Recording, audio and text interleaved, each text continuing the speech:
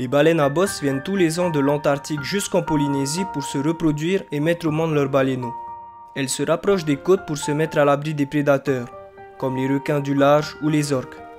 Mais nous le savons, le plus grand prédateur de ces animaux fantastiques, c'est l'homme. La Polynésie française est un sanctuaire où les mammifères marins sont protégés. Malgré tout, une pression les entoure. Victimes de leur succès, de plus en plus de personnes s'approchent des baleines. Alors attention, si nous ne respectons pas leur intimité, elles se mettent en fuite, ce qui provoque une dépense énergétique inutile, d'autant qu'elles ne se nourrissent pas en Polynésie. Et fuir ces zones de nurserie revient à mettre en danger les jeunes baleineaux.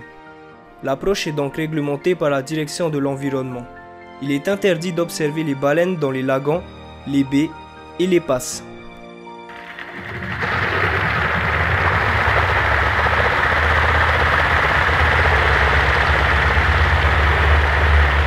La première chose à faire est d'éteindre les appareils échosondeurs et réduire notre vitesse dans un rayon de 300 mètres pour limiter le bruit et le stress.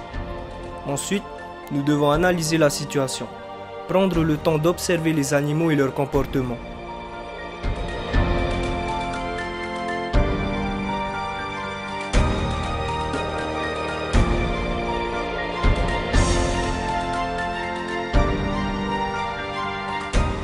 À tout moment, nous devons reculer ou interrompre l'observation si l'on constate un changement de comportement.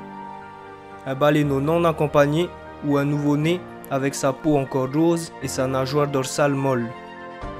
Nous devons également observer sa direction pour ne pas lui couper la route.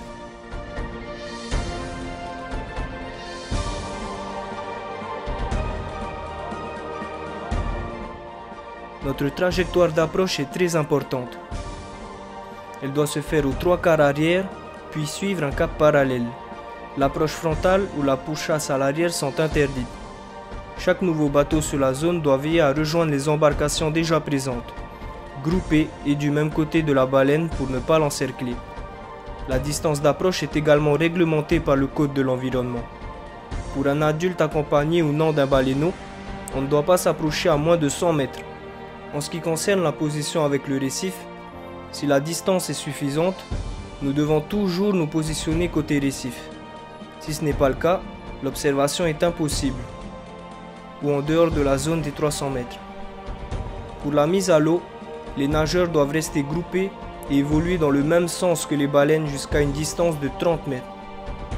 Avec une nage calme, pas de saut ni de mouvement brusque. Mais il faut savoir que la plupart du temps, l'approche à la nage n'est pas recommandée ou impossible, car les baleines se déplacent, la mer est agitée ou trouble, les animaux sont nerveux ou encore si le baleineau est trop jeune. Enfin, nous devons limiter notre temps d'observation pour leur laisser du repos et quitter la zone à vitesse réduite.